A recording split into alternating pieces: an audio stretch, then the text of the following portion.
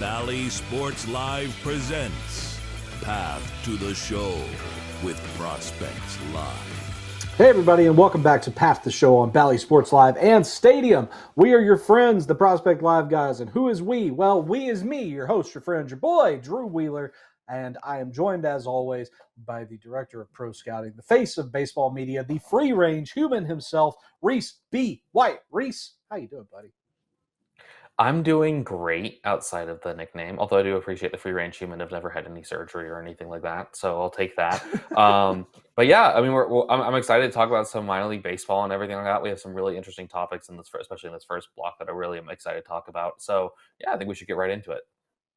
Let's absolutely dive in. If you are unaware of what we do at Prospects Live, imagine one of your favorite parts of baseball. We've got it covered in a fun way at prospectslive.com. Memberships start as low as $5 a month, and we encourage you to go and check that out because we can help you enjoy your dynasty leagues, your card hobby, scouting, who your team's got coming up in the pipeline, and all these things a little bit more at prospectslive.com. But yes, let's talk about some of the top storylines around the game because there are plenty of them going on right now, as you well know, Reese. Let's dive in. Excelsior.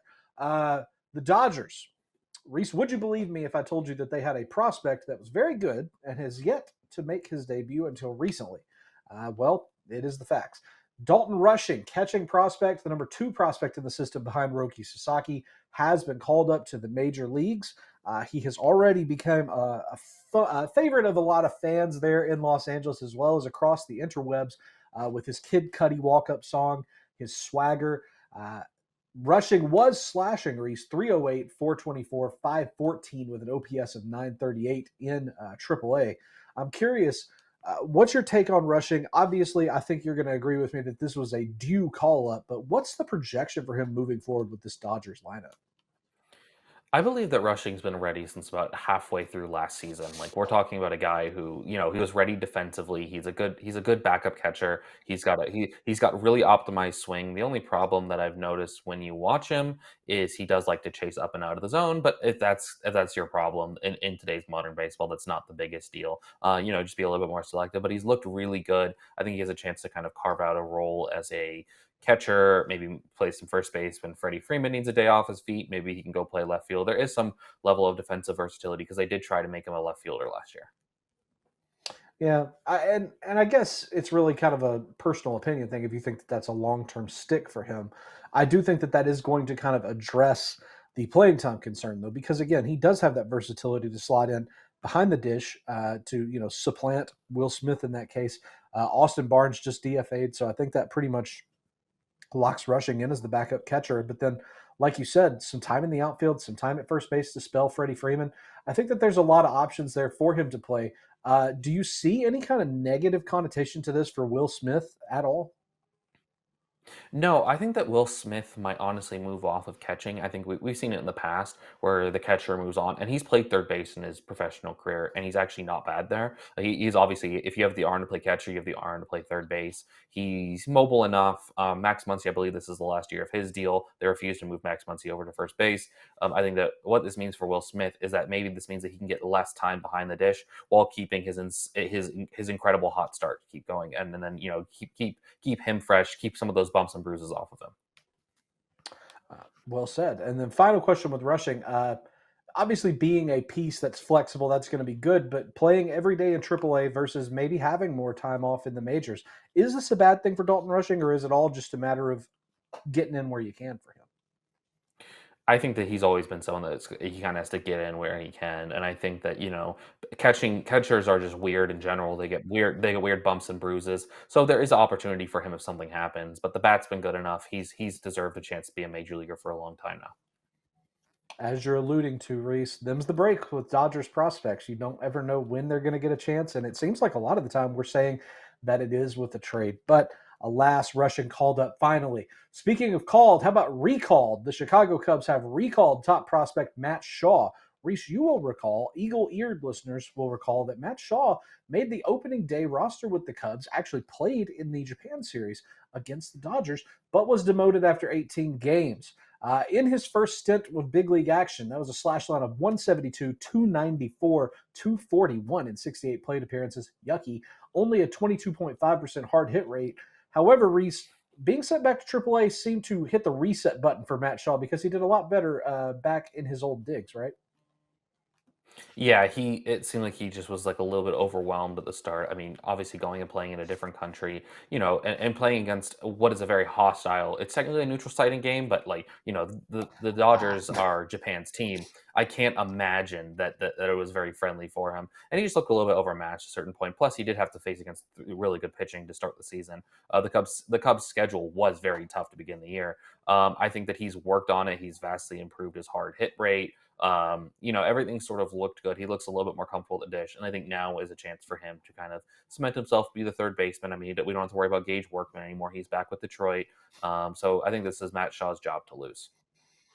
yeah, like you said, man, from going that kind of very paltry slash line in the major leagues back in the minors, slash 286, 409, 560. That's a 970 OPS, 6 homers, 5 doubles. Like you said, the hard hit rate went up. Two questions for you here, a two-pronged question, Reese. Number one, do you think Shaw fixed his issue in the minor leagues? Did this reset work for good? And do you think that Matt Shaw is up for good now, or are we going to see some more up and down with him? I think he fixed some things. I think the swing looks just slightly bit different, but also like we have to remember that there is such a gap between AAA baseball and the major leagues that there is going to be a swing change or two at any given point during his his acclimation period. I think he should be up with the Cubs for the long haul. I think that the lineup's more filled out. Nico Horner's back and his elite defense, so I think that this allows him to sort of just work his way through his lumps at the highest level, and then ultimately, I think he's going to be a very good big leaguer for a long time. Work his way through the lumps and becoming a very good big leaguer. It seems like Kansas City Royals fans, Reese, want that to be the case for none other than Jack Caglione. He is one step closer to the edge. Is he about to break the major league roster? Promoted to AAA, he has torn it up with AA, man. Slash 322, 394, 553 sluggy with an OPS of 947 in 38 games. Our boy Jack, he stacked up 9 homers, 43 stakes, 2 doubles, and a short stint at AA. Reese, let's play a game. Quick game time here. I'm going to say June 20th. Will Jack Caglione be with the Kansas City Royals? I think that there is a chance if he, even hits just for a little bit, going for, well, even a little bit in AAA, because let's be real, he's moved to the right field where he's taken to it pretty well. And the right field's option right now are Drew Waters, and that's kind of it. And Drew Waters should not be holding back Jack Kaggs if they think Kaggs is ready. And I think he might be. I think that he's going to be a very volatile player. There's going to be a lot of swing and miss. There's going to be a lot of power too. It's kind of like two true outcomes. He's either going to hit the ball really far or he's going to swing and miss a lot. So I think that's kind of what the Royals know he's going to be, and they need that sort of offensive upside for this lineup. So I think that we see him by in about a month from when we're recording. So you're talking about the offensive upside. You talked about him being kind of a two true outcomes guy. He's either going to smash the ball or swing and miss quite a bit. It sounds a lot like Vinny Pasquantino right now. Do you think that these guys are going to be peas in a pod? Do you think that Royals fans are going to attract to that kind of energy? I think that they are, and when they're both on, it can be an explosive offense led by Bobby Witt. And if they're the complementary pieces, the problem is that both those players throughout their entire careers have gone through some pretty high peaks and pretty low valleys. So it's going to be a very interesting team to follow. Let's assume that you are making the decisions for Kansas City's org right now. What do you need to see out of Jack Kaggs before he gets a call to the show? I think I need to see him be a touch more selective on pitches outside the zone. Sorry, and I don't need to see any more of the power. We know it's legit. I just need to see him be a touch more selective, round up the plate skills like a half grade. Cool. Cool, cool. So from one guy drafted last year in the top 10 picks, path to the show to another, with the Guardians' number one prospect, Travis Bazzana. Unfortunately, he's going to miss 8 to 10 weeks with an oblique strain. His first full season has definitely hit a snag, Reese. He was batting 252, 362, 433, OPS of 795, 4 homers, 17 ribs. What does this mean for Bazzana's development? And tell me what you think this does to his timeline in terms of getting to Cleveland. I think that if you were going to get aggressive with him, you maybe thought that he was going to break camp with it, or make the team in the second half of the season, maybe get a slight cup of coffee. I think this sort of takes that off the table. It does really suck because it looked like he was just starting to figure out Double A too with before this oblique strain. So or yeah, an oblique strain. So I think that I don't think it really. I think it delays him till maybe next year, midway next season. Honestly, so I think that's really I think that's what sucks about it all. Yeah, I think that's a conservative estimate, and I'm with you there. I think that it's probably better not to rush him at this point since we've seen the injuries kind of take root with Bazana, unfortunately, this early. Finally, Reese, you alluded to it. We, as baseball analysts, as media in the baseball scape, we are contractually obligated to talk about the Red Sox first base dilemma. Reese, we have learned that negotiations between you and the team went south since last week, so it's unfortunate you are not going to take the spot at first base. Sorry about that. But the Sox are having Kristian Campbell work out at first base. Is it so awesome for Campbell to be this silly putty kind of guy that they could just shape and mold and stick into a spot, and he's going to be fine anywhere? What does that mean for Campbell, though, with his offense kind of sputtering and now being asked to learn another new position on the fly? Learning a new position while making your major league debut is not easy by any means. I mean, he's never played first base. Probably never played first base in his life. It is the easiest position to probably pick up. But we're talking about a guy who is never really known for being a great fielder. I mean, he can play second base. He's not super refined there. He can play the outfield, but he's not super refined there. So maybe first base is ultimately where he goes. I don't think he's like positionless or homeless defensively, but I think that his willingness to play first base is going to, be a big boom for this team. I mean, he is big. He's like 6'3", 191. So that's sort of the size you want from your first baseman, big target and everything like that. I think that this is a smart move in the short term. I do wish that they would just go trade for a first baseman, though. I think that would probably be the easiest route to having a first baseman appear on the Red Sox team this year. Reese, I will ask you, do you think that the Red Sox are enthralled with having a player that they ask to learn a new position say, okay, yeah, sure, as opposed to others, Rafael Devers? Yeah, I think that it's kind of the interesting is both these guys have their money have their money locked up, so it's nothing to That's worry about true. for there. So, but it's good that Campbell's trying to do this. Maybe he thinks that this is a way to keep up being on the major league roster. So, but yeah, I think that this is an interesting dynamic that's going on.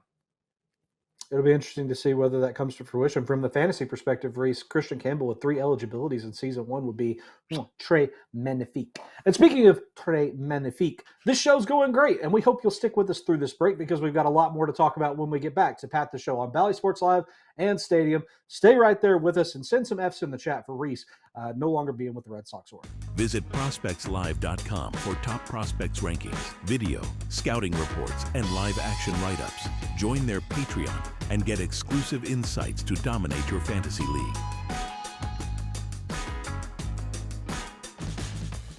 Stream every 2025 MILB game for free on Bally Sports Live. Triple, double, high, or single A, it's all here. And it's always free on Bally Sports Live. Welcome back in here to Path the Show on Bally Sports Live and Stadium. The minor league baseball season is finally underway, and there has been quite a lot of hot starts to the 2025 season. We're going to take a look at one of the hotter starts, and honestly, his start wasn't the hottest. If we're going to be totally honest, Connor Griffin was swinging and missing a lot. You had a lot of public-facing analysts wondering, is he ever going to hit enough? He's turned that around, and Connor Griffin of the Pittsburgh Pirates, the number 2 overall prospect in Single A, he currently has the 3rd best batting average in all of the Florida State League, and he's only 19 years old. 324 batting average. He's slashing 324, 373, 547, an OPS of 920. He has 7 home runs, 3rd most in the league. 24 RBIs, 6th most so far in the season. What is the timeline for Connor Griffin? Because if this is what he's showing, Drew, then he could be shot through the minors pretty quickly. Absolutely. I think you and I, Reese, always tend to be a little more conservative, and I like that. I think that it sets unrealistic, expectations to really just rocket these guys to the moon. What we're seeing right now in the Florida State League is excellent. I think it's still safer to assume that we are looking at late 26 at the earliest, maybe mid 26 for Connor Griffin. Now, that being said, I think that it's sort of like we talked about just a moment ago with Dalton Rushing. Him being ready and him getting the call up could be two totally different things. Ready may be at the end of 2025. When will we see him in the major leagues? I'm going to go 2026, and my gut says late, but it could very well be mid-season. Yeah, I mean, if he's going to keep hitting like this, there's a chance that he's up mid 2026. Like, I think that he's someone who the tools are pretty electric. Like we have someone over in this. You had seen him a couple times in Alex Kempton, and Alex has just talked about how good he is in center field, how fantastic the power is. It's looked like he's really cut down on the swing and miss, which has been fantastic to see. And yeah, I agree with you. I think that even if everything sort of ramps up properly, 2026 and mid 2026 call up is sort of the way for him to go. I don't see him coming up this year. Let's move over to one Yeah, of his fellow draftees. Oh, my bad. no, man. I was just gonna say before we moved off, I do think that he has the talent to play in 2025. It would be ridiculous to see 19-year-old Connor Griffin in Pittsburgh in 2025. But if this talent continues at the level he is now throughout several more levels of the game, why not? If the Pirates are just like, okay, well, let's start the clock, let's get that timer rolling. I don't see them doing that. I think that they are a little bit more conservative, like me and you are. But again, the talent has been outstanding. There's nothing we can say or do or boo against what Griffin has done on the field. And I'm so sorry to interrupt you. Go ahead. Right. No, you're okay. You're right. He's been fantastic, and honestly, the Pirates do tend to they play the money game and everything. But that's unfortunate because then Paul Skeens might have qualified for the ERA title last year. We got to move on to our number three prospect in the White Sox system. Speaking about a conservative organization, Hagen Smith, Double A Birmingham Barons. He is 2-0 this season with a 2.1 ERA over 25 in the two-thirds innings with a WHIP of 1.210. And we're talking about he has the third most strikeouts in the Southern League with 20 walks as well, 42 strikeouts to 20 walks. What do you think the timeline for him to make his way into the South Side is? I think that the interesting thing with Smith is that one would assume that the White Sox want to bring their major pitching prospects, Noah Schultz, Grant Taylor to a lesser degree, and Hagen Smith along at similar rates. Although I would say that Smith is probably the one most prepared for the major league game, being that he did pitch last season in the SEC, made his debut this season with Double A Birmingham. I think that what we've seen is that Smith has over the course of the season, I should say, he has improved to the point where he's giving up less earned runs. He did have a bit of a rough start on April 29th against the Miami Double A team where he walked 6 guys, still struck out 7 though. I do think that we're seeing him kind of take his lumps as he goes, but that's going to be okay again with Smith, whose fastball is electric, a slider that is just absolutely nasty with a ton of bite. It's like a Doberman off the leash, that slider. And again, all this coming from the left-hand side. I think Smith is going to be very special. Now, we know the White Sox like to bring these guys up, accelerate them, and then have them in the bullpen before transitioning to a starting role. I do think that's plausible for Hagen Smith in 2025. So come September, if we see Hagen Smith taking the route of Chris Sale, Garrett Crochet, I would not be surprised. I'll put a 20% likelihood on that. Ooh, that's even more conservative than I was going to be. I was going to say like a 25 to 30% chance that we see him in the bullpen because that is a good way to break in these guys, especially when they do tend to have third pitch issues. It allows them to figure out in limited sample size do their first 2 pitches work in the first place. So yeah, I think we agree. He could be a late season cup of coffee guy for sure. Let's move on to a guy who's a little bit further away, and Luis Pena. Luis Pena is the talk of the town. He's slashing 327, 400. 505 with an OPS of 905, has 3 home runs, 24 RBIs, and keep in mind he's only 17, 18 years old. He's super young. Also has 21 stolen bases, 5th most in the Carolina League. Joey Ortiz has not been having the greatest start to the season. Do you think that Pena, in the way in which he's gone this season, could maybe accelerate the timeline like 6 months or so with him? Do you think that and fill that hole at shortstop that the Brewers have? I think that if Luis Pena accelerates his timeline by 6 months, he is still looking at a timeline of 2028. I mean, yeah. And that's, again, maybe I'm being too conservative, Reese, but why? I mean, Joey Ortiz being kind of a meh shortstop for the Brewers, I don't think that's a problem that they're going to address by saying, all right, Luis, you're up, buddy. I do think that they would rather hold off. I mean, and then if we're going to be realistic, wouldn't you say that a gentleman who has played not quite as well as Pena, but is arguably as talented. And Jesus Mate has at least a step ahead of him, and maybe is that 6 months ahead of schedule that than Pena is to get that call. I think that Pena is an outstanding prospect. The Brewers are just ripe with those. That tree is overflowing with wonderful prospect fruit right now. I don't think that Pena is going to be a guy that we see in 25 or 26. Yeah, I would tend to agree. I think that he's sort of a little bit further behind, and that's not a problem at all because he's been fantastic. And you just No. allow him to have that normal development. You don't want him to be fast track to the majors. But for our final prospect, we're going to talk about someone who should honestly be up with the major league squad right now. And that's Carson Whisenhunt, left-handed pitcher in the with the Sacramento River Cats of the San Jose. Why was I going to say San Jose Giants? That's their single A affiliate, the San Francisco Giants. 4 wins, 3 losses, 3 ERA over 51 innings. He leads the Pacific Coast League in 51 innings and strikeouts of 52. He has the second best ERA in the PCL, so he's tamed the PCL. He's kind of handled what is the hardest level in the local minor league, especially for a pitcher. When do you think he should be called up? Because I'm going to jump out in front of you. He should be called up at any day now. Yeah, I don't know what the Giants were doing yesterday, but I think that was a fine answer. Today, a fine answer. Tomorrow, a fine answer.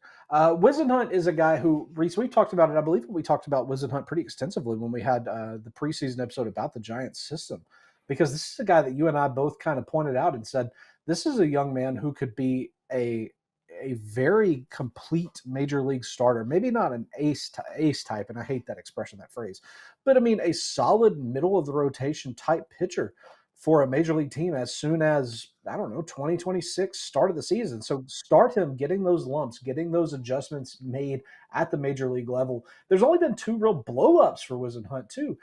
We saw him against the Padres AAA team on April 25th, give up 7 earnings. That was not a great start. And then 4 against the Mariners AAA team earlier in the season on April 13th. His last 3 starts, 7 innings, 2 earned runs, only in one of them, 7 strikeouts, 9 strikeouts, 5 strikeouts, only 2 walks across that time. Whisenhunt is ready to rock and roll. I think it's time we see that electric changeup in the majors.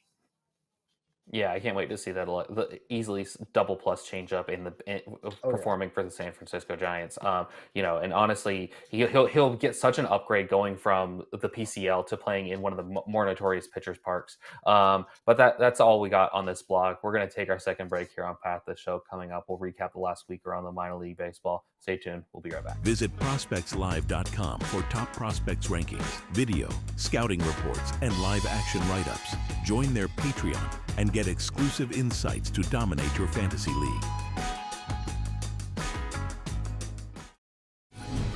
Hey everybody, welcome back to Path the Show, Bally Sports Live and Stadium. We're talking about the hottest starts to the 2025 minor league season. And Reese, one of those hot starts has been a team I'm very familiar with. It is the Lehigh Valley Iron Pigs. That's the AAA affiliate of the Philadelphia Phillies. My friend, this is a team who is currently 32-14 as of our recording, winners of 8 of their last 10 with an International League best 90-run differential in their favor. The second best, a paltry 25 runs below at 65 runs. A good stretch has given them a 3.5 game lead in the Eastern Division. Reese, tell me who's leading the path for these Pigs as they are making the competition bacon. They are, Andrew Painter is frying guys up, 2.25 ERA in 8 innings of work. Otto Kemp has been off to a hot start. He has been barbecuing the baseball. 11 home runs, 329. I feel like I don't have any more pig or cooking references here. 39 RBIs. He's been fantastic as well. Honestly, he should be playing above Alec Boehm, but that's a different discussion for a different day. It is. And Reese, I'll tell you what, I'll let you cook one more time. Tell the folks where they can find you in between our episodes. When I'm not being your sous chef on Path to the Show, I am over on social media. You can find me at Reese B. White on Twitter, Reese White on Blue Sky, and I guess I should also throw out Reese.White on Instagram. I should be posting on there more. Catch me at Drew is okay everywhere, and we will see you next time on Path to Show right here, Bally Sports Live and Stadium. Thanks for joining us.